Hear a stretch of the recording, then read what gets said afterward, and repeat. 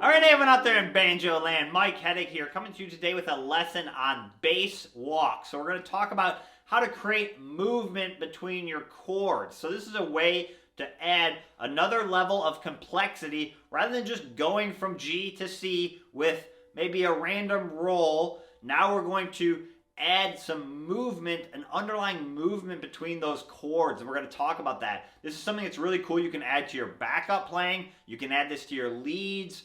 Again, we're thinking about creating movement between the chords. That's what we're going to talk about for this lesson. I've got 3 versions that I just played. We're going to learn it in G, learn it in C, and learn it in D. So you have a bunch of bass walks. And we're going to talk about the principles behind these so you can eventually create your own bass walks as well. All right, let's jump into the Easy Bass Walks Banjo lesson. Here we go. All right, so let's start breaking down this lesson for easy bass walks. And first thing you're probably asking yourself is, Mike, you're holding a banjo. Why are we talking about bass walks? But bass walks is really just a term to describe creating movement between chords. So instead of just going from a G to a C, for example, we could create some movement that's going to walk us to that next chord. So that term is commonly referred to as a bass walk or walking between the chords. So that's what we're going to talk about for this lesson. We're going to learn it in 3 different keys so you get plenty of practice. And more specifically, I want to talk about how to create these bass walks so you have to do less memorization and you can really start to come up with these on the fly. So there's 2 things we need to remember when we want to create a bass walk is our starting note and ending notes. That's number 1, our beginning and then our destination. And then 2, how much time we have to fill. Because if we have more time to fill, we can create a longer walk. If we have less time to fill, we can create a short walk. So that's really the only 2 things you need to remember to be able to create your own bass walks. Where am I starting and where am I ending? And then how much time do I have? And I'll give you a bunch of examples how to do that. So enough talking, let's jump into version 1. Here we go. All right, let's look at these first 5 measures. We're going to walk from G to C and then back to G. And the first thing we need to do is figure out our starting spot. And for this lesson, we're going to be walking from the root note of the first chord to the root note of the second chord. So that's kind of the easiest way to do bass walks. You can do more advanced walks in the future of walking to different chord tones. But for our examples in this lesson, we're going to walk from the root note to the root. So we're going to walk from the root note of G to the root note of C. In this case, you just say the notes. Our root note of a G chord is a G note, and our root of a C chord is a C note. Pretty easy to remember. So we're walking from a root note of G to a root note of C. So first we got to find those notes. So where's our G? We have one here. We're going to kind of stay down the neck for this lesson. So we have our open 3rd string. That's 1. Our open 5th string. Or the 5th fret on the 4th string. Or the 5th fret on the 1st string. Those are our G's. So we're going to start on any of those notes. And then our C down here is either the 1st fret on the 2nd string or the 5th fret on the 3rd string. There's other ones up the neck, but we're just going to kind of stay down the neck for this lesson. So here and here. So for our first example, we're going to start with the open 3rd string. Again, our root note. So we're starting with a strong root. And then we're doing a 2-5 slide into that other same G root note. Now we're just sliding into it to make it sound like a banjo. And then I'm doing 5, 3, 1. So that whole measure sounds like this.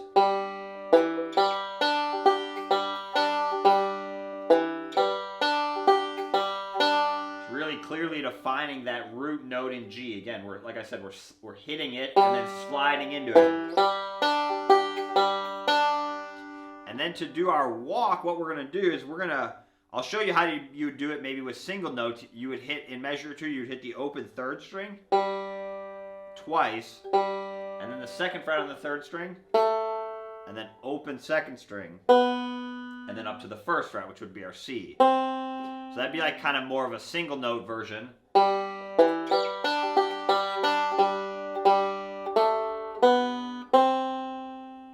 So that's just measure 1. And then measure 2, a single note version would be.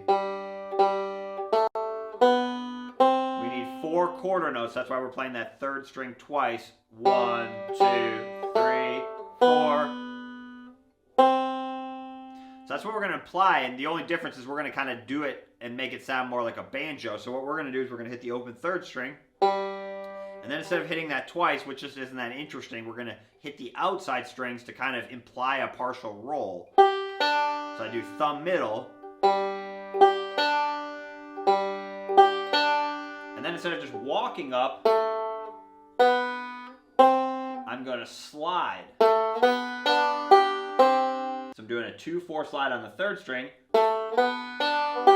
And then right here to land in my C, I need to use the index finger of my right hand because the last note was my thumb of my right hand in measure 2. So we have. Now I'm going into my C and I'm starting with my index finger of my right hand. And then I do 5, 2, 1, 5, 2, 1. Just like a kind of a forward roll on a C. So let's put that together. Let's do 1 through 3 we have.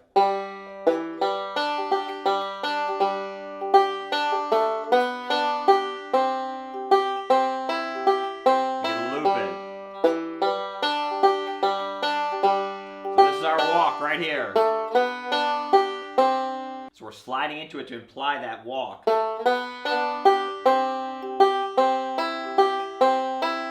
And then measure 4, we're going to walk back down to G because your walks always work in both directions. So you can go up to a C from G and then back down to G from C, right? So measure 4, we're going to start with the root note of C again. Now that's our starting note, that root note of C, 1st fret, 2nd string. And then we do the outside strings again, keep your C down. And then take your index finger off, hit the open 2nd string. And then 2nd fret on the 3rd string with your middle finger. And then back to open 3rd string. And then do a roll, 5, 3, 1, 5, 3, 1. So it's basically just the reverse of that walk up. Instead of going, now we're going.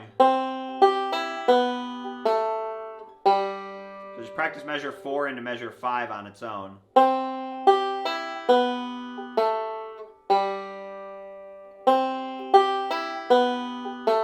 And then, so let's do those first 5 measures. Here we go. So we're going from G to C and then back.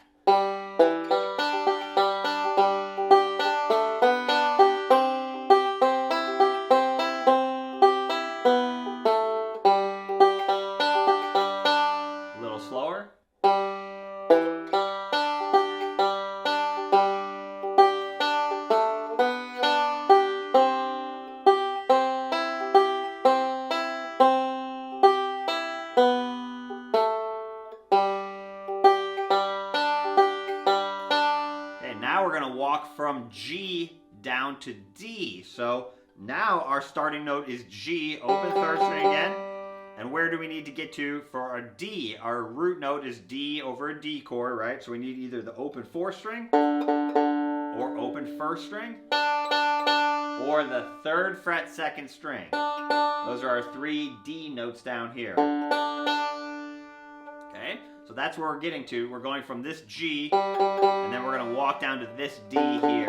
Okay, so we're going to do it embedded into a roll. We're going to go 3, 2, 1, open strings. Put put your ring finger on the 4th fret of the 4th string and play 4, 3, 1. And then 1st finger, 2nd fret and play 4, 1. And then open D. It makes more sense to play it together. You can hear how the walk works.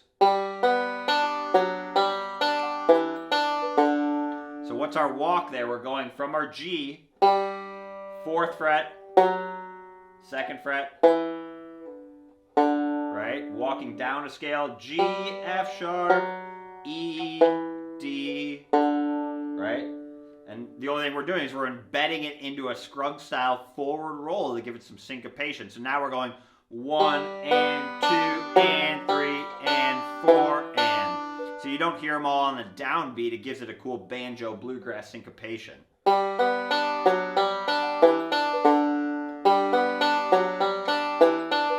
It's probably a little bit easier to hear it if you play it faster.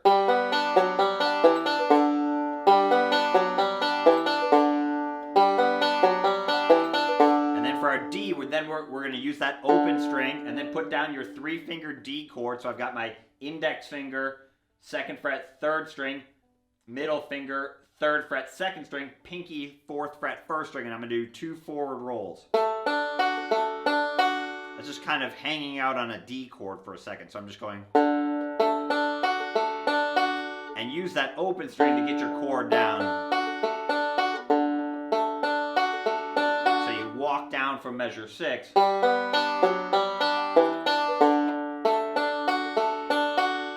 then we're going to walk from D back to G. So you could do this. Walk straight back up the notes. That's one option, but we're going to do a different option. We're going to start on this higher D note now on the 3rd fret, 2nd string, and then play the 4th fret on the 3rd string, 2nd fret, 4th fret, and then open. So we're kind of going down past our G note to one note below and then coming back. So you can see it, we're kind of dancing around that root note. We're still starting from a D note and going to a G. We're just choosing how to get there in a different way. Like that. You could also do like hit this note twice, or hit any, you could really hit any of the notes twice. Remember, the timing and the destination is more important than what notes you play, right? So, and then we're going to do our Scruggs lick. Same idea, we start with the root note, and then we're just going to do a lick. So you can see how we're embedding that bass walk idea into a lick as well. So we walk back down. This is kind of a Scruggs lick as well, and then we're back to a Scruggs lick, but still using that idea. For example, if I started measure 9 with a different note, like the index finger on the open 2nd string, you could do it, but it's not going to have the same, that walk isn't going to end correctly. You're going to hear this. That doesn't sound as good as this. So that's our root note. We're coming back, so we're more clearly telling the listener's ear where the chord is going and the movement between the chords. That's really important. And then Scruggs lick. Now we're still on G, and we're going to walk from G to E minor. So that's the one we haven't talked about yet. That's our relative minor, so we need an E note. That's a root note of E minor chord. So we've got the 2nd fret on the low string, 2nd fret on the 1st string, or 5th fret, 2nd string. Those are the 3 down here. Those are E notes. So in this case, we're going to walk from our G down to our E minor. And what we're going to do is we're going to hit the open 3rd string and then the outside strings. And then this time we're going to come quickly from below the note and go up actually chromatically. So we're breaking out of the major scale. So we're doing open 1. This is the chromatic note. And then to the 2nd fret. Kind of similar like Foggy Mountain Breakdown if you played that. You that open 1, 2. So you can see we're going from this G, which is above the E note in pitch, and then we're going below and walking back up, right? So you don't always have to go straight up or straight down to your target. You can go up and then jump over the target and kind of come back down. You see what I'm saying? Or go down and then instead of hitting the target, go below it and then come back up. It's just another way to add interesting movement to your lines. So that's what we're doing there. We're going, and then we land here, 2 forward rolls, 4, 3, 1 twice. And then we're going to walk from E minor to C, okay? So we're not walking back to a G, we're walking to a C. So same rules still apply, right? We're walking from this E note down here up to our C, 1st fret, 2nd string. So how do we do that? We're going to go. So we're kind of using those similar notes. So open on the 3rd string, 2nd fret, open 2nd string, and we're just going to bend that in like an alternating thumb scrug style roll. So kind of just keep your E minor down. You hit the 2nd fret, this is measure 12, and then open 3rd string, open 2nd string, move your middle finger to the 3rd string and play 3rd string, 1st string, and then open 2nd string. So you have, and then landing your C, and I start this with the thumb of my right hand. So you just put your index finger down on the 1st fret, and then go up and do 5, 2, 1, 5, 2, 1. So let's play that E minor lick we have. You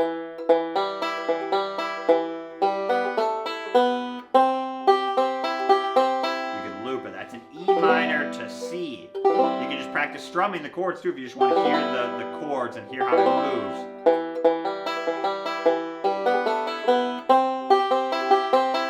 Now we're going to walk from C to D. So we're going to walk from this C here to this D here. That's what we're going to do. And we're just going to do it kind of chromatically as well. We're going to do 1st fret on the 2nd string, open 2nd string, back to that 1st fret, and then 2nd fret, and then 3rd fret. So a little faster sounds like this. So that 2nd fret is the chromatic notes. You have, and then put your other fingers down on that 3-finger D chord and just roll forward. And then hit that 3rd fret again, and then open low string D, 2nd fret, 4th fret, open. Right, so that's kind of basically the reverse of that walk we did down. Now we're starting up here on this D. So a lot of these walks can be used in different situations, right? You can use it from G to D and then D back to G, and just mixing up those octaves is a very easy way to create new bass walks. That's what we're doing there. So we walk from C up to D,